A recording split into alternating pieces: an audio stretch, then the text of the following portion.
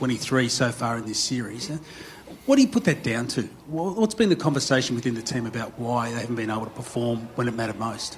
Oh, I think it's inexperience, it's pressure, it's India's bowling attack are as good as probably most of these guys have ever faced. So, I think it's pretty clear if you take 2 or 3 of the best players out of anyone's lineup around the world, you're going to struggle a little bit at times and you're going to have inconsistent performances, and that's what we're seeing. I thought in Perth, on a really tough wicket, our top 6 dug in and had a real crack.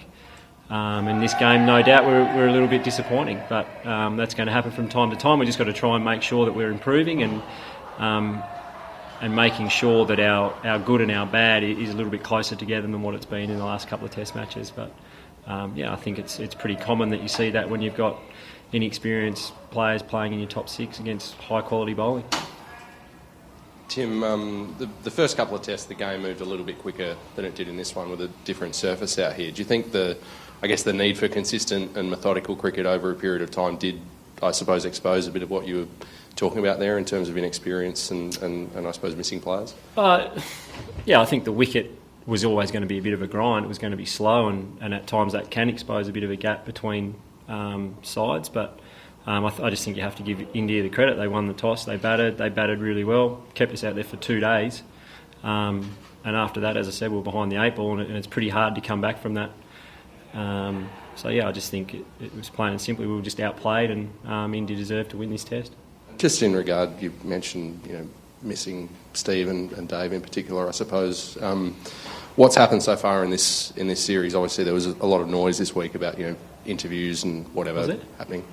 Yeah, well, there was. But do you think that the series has kind of clarified that whatever work needs to be done between then and now in terms of reintegrating, the bottom line is you just need them in terms of their batting quality? Well, I think that's pretty clear. I think if you took Pujara and Virat out of India's side, I think you'd have the same conversation. If you've got world-class players that aren't in your team, are they going to add to our team? I think they will. So, whilst at the moment it's challenging and everyone's frustrated, it is what it is, and everyone's working as hard as they possibly can, and we're getting guys that are getting experience to high pressure situations in Test cricket and learning on the job. And as I said, at times you're going to get inconsistency from guys that are in that situation. The silver lining is that we have got world class players that are available soon to come back into this side, and clearly when they do, it'll make a huge difference. Tim, are there any additions to the squad for Sydney, and do you anticipate changes to the 11?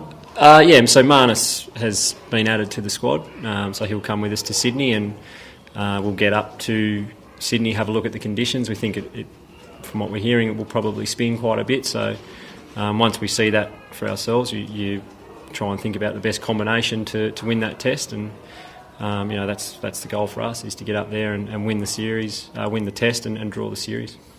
Have any early thoughts about the batting order? There's been a bit of talk about Aaron Finch right from the start of the series about whether he'd be better suited in the middle order. You resisted that in Perth, but is that something that you might look at again now? Oh yeah, I think there'll be a lot of things on the table in the next day or two, and of course I've got some thoughts on what I think, but I think I'll share that with JL and a few other guys before I share it here.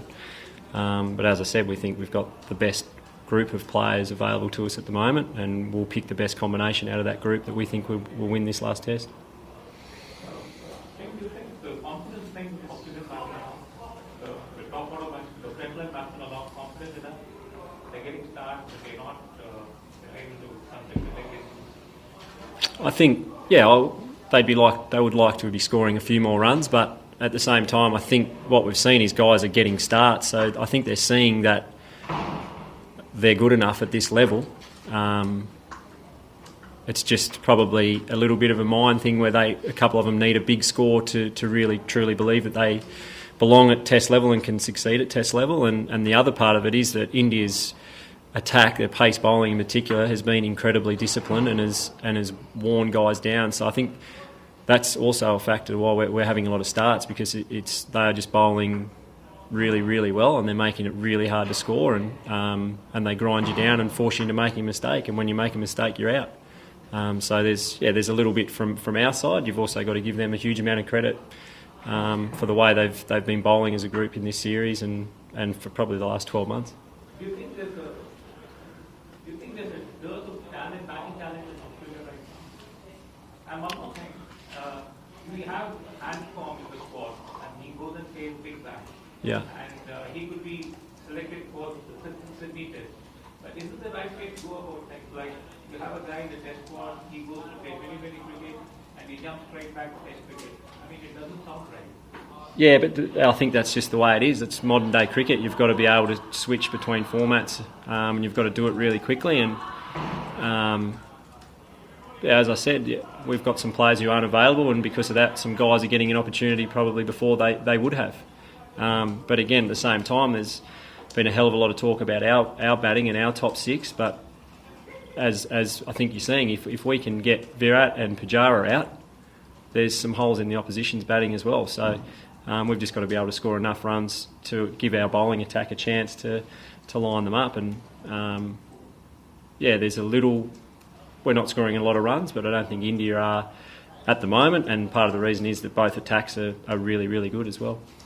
Mitch Marsh has come under, I guess a lot of scrutiny as he does, but particularly the way he went out yesterday. Do you still stick with him and expect him to be there in Sydney, or is he a player that could drop out? Yeah, well, he's coming to Sydney. And as I said, we'll get to Sydney and have a look at the wicket, and that will have a huge factor in what combination of that first 11 looks like going into the next test. But until we get up there, we can't really answer that. But as we've said all along, we know Mitch at his best can offer a lot to Australian cricket.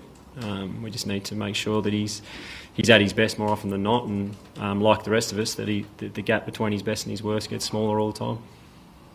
Tim, you played a Shield game at the SCG this season already. What did you make of the pitch there? Yeah, it was pretty dry. There was quite a few runs scored, I think, from memory, and it was a draw, but we had a rained out day. But from what I'm hearing, it's probably going to be pretty dry, and we'll spin quite a bit, I'd imagine, a bit like the old SCG used to be. So we'll see when we get up there.